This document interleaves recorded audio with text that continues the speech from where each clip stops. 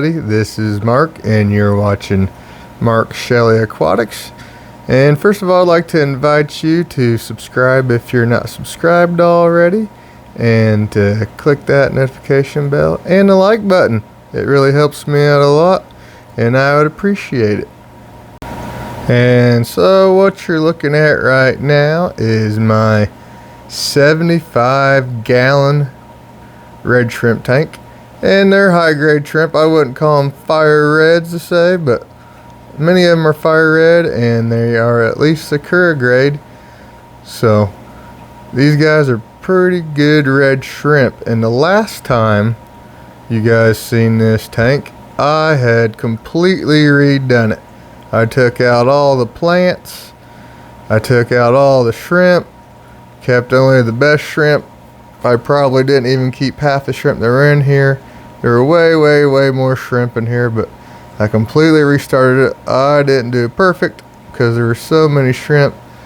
But as you can see, most of them are looking pretty good for being such a big tank. It's a big ordeal to keep this tank called out. So I have a 20-gallon tank where I'm keeping what I'm calling fire reds, which I did a video about that just a few days ago. But I want to do a follow-up video and show everyone how this tank is doing after doing such a great big reset. One of the main reasons I did this was there was great big plants everywhere. There was all kinds of stuff in the way, and that makes it really hard to manage the shrimp population. So you got to be able to see all the shrimp to call out the bad ones and stuff like that. So when you get rid of all the shrimp, or when you get all the stuff out of the way and you can see all the shrimp, it makes managing the shrimp really easy. And right here we're looking at the moss on the filter intakes. That's a great big size 5 ATI sponge on each filter intake. That intake is for an aqua clear 110. And then we go on over to the other side of the tank, and that is the biggest Aqueon hang on back with the same size. And this moss, when I restarted the tank, there's moss blowing around, and that moss, it ends up getting sucked into the filter and gets attached to the filter intake, and then it turns into its own little little moss garden on each filter intake. And the shrimp love getting that, because whenever you're throwing food in there, a lot of the food gets stuck up on the sponge and on that moss growing on the sponge, and the shrimp love to eat it. So I think I'd mentioned before in another video that redoing all this, one of the main things besides getting all the stuff, all the clutter out of the way and making the tank nice and neat with lots of wide open spaces, was I wanted to first of all get the shrimp quality up. That was goal number one. Then second of all, this tank used to have literally thousands and thousands of snails, and I had a huge breeding colony of bristlenose plecos in here. And so all the food I was throwing on here, I bet the shrimp weren't even getting half of it, because shrimp weren't even half the biomass in here. Probably 3/4 the biomass was snails and plecos, because there's a lot of great big plecos in here. Now we have one. I kept one long fin albino bristlenose pleco in here, and his job is to keep the glass clean and eat all the uneaten food that the shrimp might not get. But since I've done this, now the shrimp obviously are the number one organism in here. There were no snails other than a few, and I'd like to have a few snails, and believe it or not, I used to have a policy of snails are good, and I still think they're good to some extent. But now I go through, when I start seeing a bunch of snails in here, I go through and pop them, and they turn into shrimp dinner, and the shrimp love crushed snails. So now, instead of the shrimp maybe being 10 or 20% of the biomass in here, they are 90% of the biomass or more, and they are getting almost every bit of food I throw in here goes to the shrimp.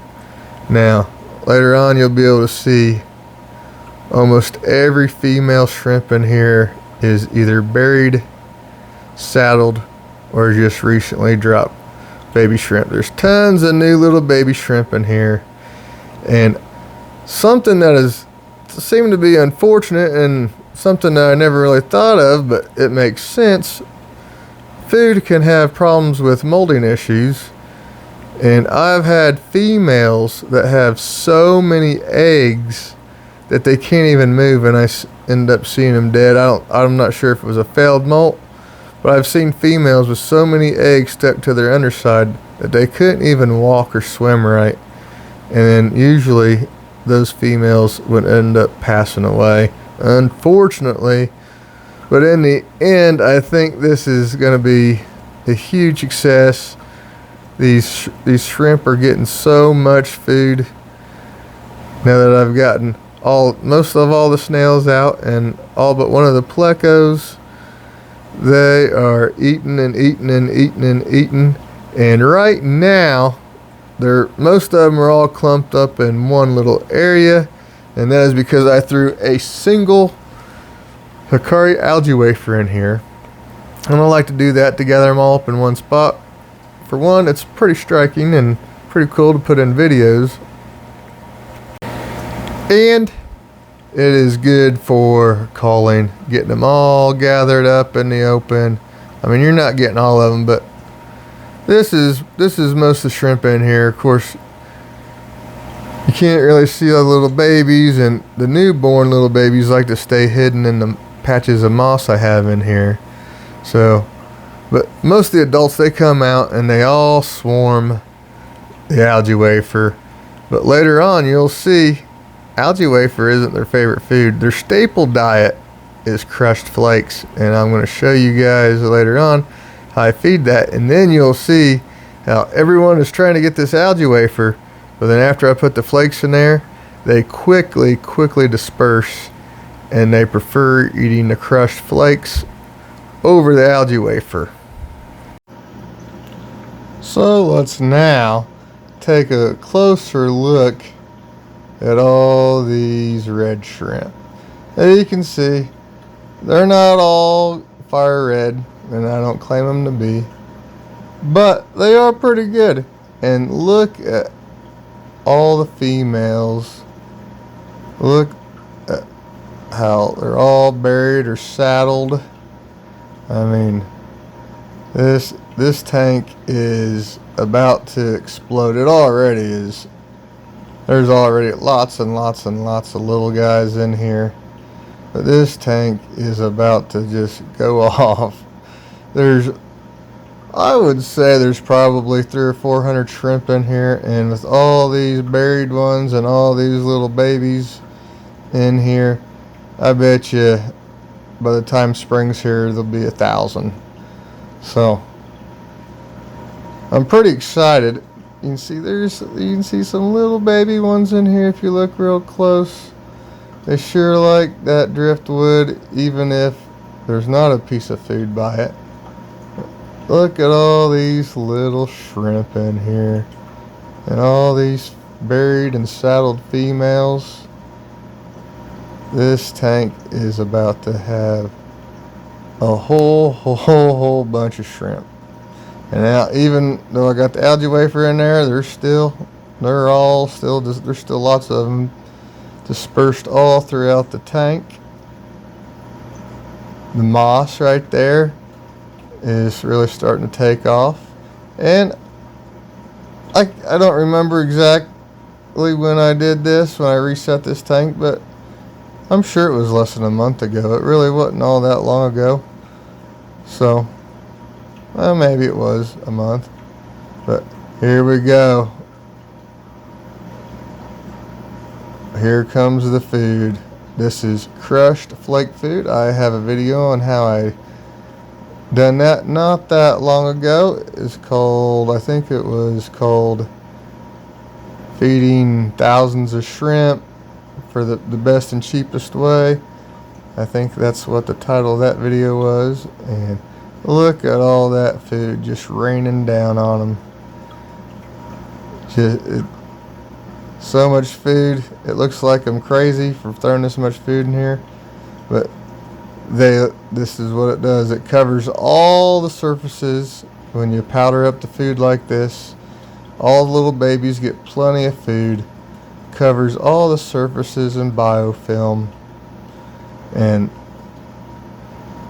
I haven't had any problems. This tank always tests out perfect. And look at this time lapse. You can see them how quickly they dispersed. They all went from that one pile, and now look at them. Just probably 15-20 minutes later, they're all dispersing all throughout the tank. And now when I feed like this, it looks like it's snowing for probably 20-30 minutes after the fact.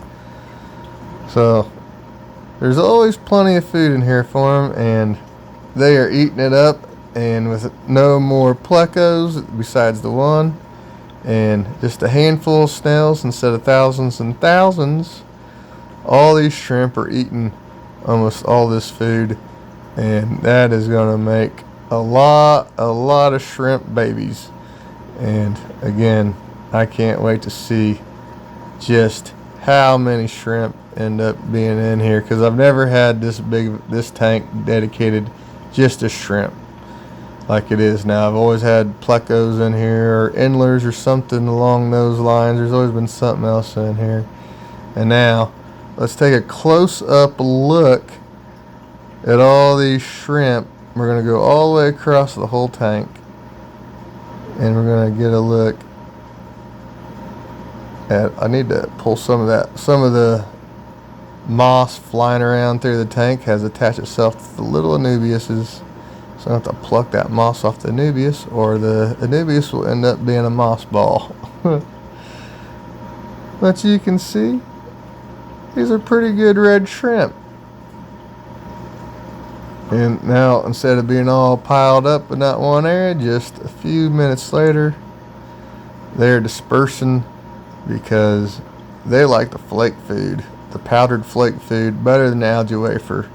I always put the algae wafer in there when I want to draw them in one spot, like I was talking about earlier, before I put any food in. Because if you've already fed them, it takes them, they'll still be out and about cleaning up this tomorrow morning. Because even though you can't see the flakes anymore, that biofilm is covering every surface. This is growing biofilm everywhere. And I've noticed, since I really started working on feeding almost exclusively powdered flake like this, that I happen to use a razor blade to scrape the glass, because there's stuff growing on the glass that the pleco does not get, like the green spot algae that you can't just rub off. You got to scrape it. You can see it right there as I'm going across the bottom of the tank. Right there, you can see that's what that little bit is, and I've been scraping it with a razor blade, but there's still some on there. So but the shrimp like that just means shrimp goodies. And they went from all piled up to throwing some flakes like this, and they're all over the place. So if you're interested in seeing more videos about me breeding my Neocaridina and my cherry shrimp, all the different colors of them, again, subscribe and hit that like button and the notification bell. I surely would appreciate it, and I would like to thank you for watching. Bye.